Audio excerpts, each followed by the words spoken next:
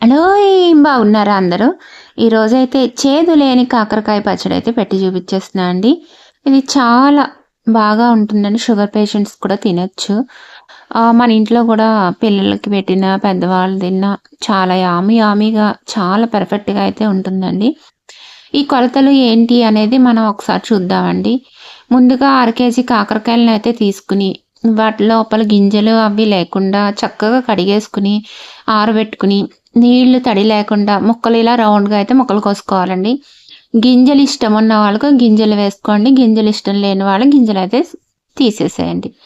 నేనైతే ఒక 200 grams oil అయితే పోసి దాంట్లో ఈ కాకరకాయలనేవి వేయిస్తున్నా అండి. అన్నీ కలిపి వేయించేస్తున్నాను.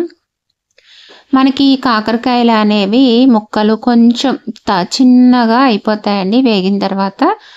చూసారా ఎంత దగ్గరికొచ్చేసిందో? ఇలాగ కొంచెం కలర్ మారగానే మనం తీసేయొచ్చు. ఒక 10 మినిట్స్ అయితే చిన్న మంట మీద పెట్టి వేయించుకోండి వీటిల్ని. ఇదిగోండి వేగిపోయినయి తీసేద్దాం. ఒక ప్లేట్‌లోకైతే తీసేద్దాం. మళ్ళీ ఈ నూనె మనకి పోపు పెట్టుకోవడానికి, పచ్చళ్ళలోకి పనికొస్తది. అదేం వేస్ట్ అవ్వదండి. కాకరకాయ పచ్చడికి కావాల్సిన కారం 50 గ్రాములండి. అర కేజీకి 50 గ్రాముల కారం, 50 గ్రాముల సాల్ట్, 75 గ్రాముల చింతపండు, 50 గ్రాముల బెల్లం.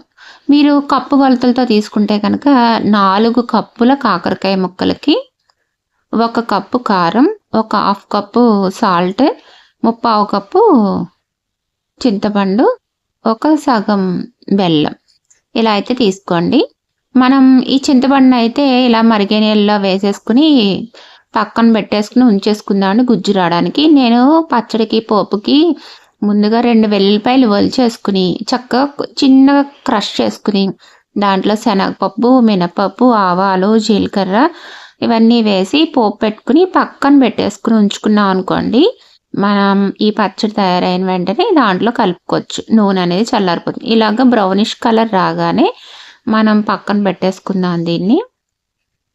ఇప్పుడు కాకరకాయ ముక్కలు తీసి పక్కన పెట్టేసుకున్నాం కదండి. తర్వాత ఒక బాండీలోకి 1 స్పూన్ మెంతులు, ఒక 2 స్పూన్ల ఆవాలు వేయించుకోండి. కాకరకాయ చేదు, మెంతులు కూడా చేదు అనుకుంటారా? లేదండి.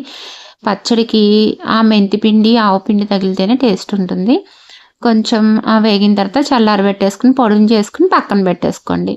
ఇప్పుడు చింతపండు గుజ్జులాగా మనం చేసేసుకుని వడగొట్టేసుకుని పిప్పంతా తీసేసుకుని దాంట్లోకి 50 గ్రాముల చింతపండు, ఒక 50 గ్రాముల ఆయిల్, మనం కొలిచి పెట్టుకున్నాం కదండి ఉప్పు 50 గ్రాములు దీంట్లోనే వేసేసుకోండి. ఎందుకంటే మెల్ట్ అయిపోతాయి తొందరగా.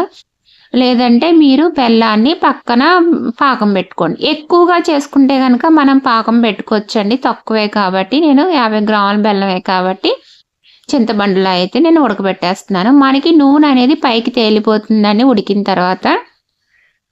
చూసారా సెపరేట్ అయిపోతుంది నూనె. అప్పుడు మనం తీసేసుకోవాలి. అడుగంటుతుంది కూడా అండి. అదే మనకి బాగా ఉడికిపోయినట్టు తెలుస్తుంది. ఇలాగా మనకి బెల్లము, చింతపండు, ఉప్పు కూడా కలిసిపోయి చక్కగా నూనె కూడా సెపరేట్ అయిపోయి అంచుల్లో నూనె వచ్చింది చూసారా? ఇప్పుడైతే మనం తీసుకుని చల్లారి పెట్టుకున్న తర్వాత మాత్రమే మనం పచ్చడి అయితే కలుపుకోవాలండి. ఇవన్నీ ఏ పచ్చడికి అయినా సరే అండి. అన్నీ చల్లారి పెట్టుకున్న తర్వాత మాత్రమే కలుపుకోవాలి. ఇప్పుడు ఈ దీంట్లోకి మనం వేయించుకుని పక్కన పెట్టుకున్న కాకరకాయ ముక్కలు అయితే వేసేసుకోండి. తర్వాత కారం 50 గ్రాములు కారం కొంచెం పెట్టుకున్నాం కదండి. ఆ 50 గ్రాములు కూడా కారం వేసేసుకోండి. సాల్ట్, బెల్లం అన్నీ ముందే వేసేసుకున్నాం చింతపండు కాబట్టి మనం పోపు పెట్టుకున్న నూనె ఒక్కటే ఉందండి లాస్ట్లో. ఇంకా అది కూడా వేసుకుందాం. ఇప్పుడేమో మెంతులు, ఆవాలు పౌడర్ చేసుకున్నాం కదండి. అది వేసుకోగానే పచ్చడికి గుమగుమలాడుతా వాసన వచ్చేస్తుందండి. అస్సలు పచ్చడి అంటేనే మెంతిపిండి, ఆవుపిండి. ఆవుపిండి, మెంతిపిండి లేకుండా పచ్చడి అనేది ఉండదండి. నేనైతే ఛాలెంజ్ చేస్తున్నాను.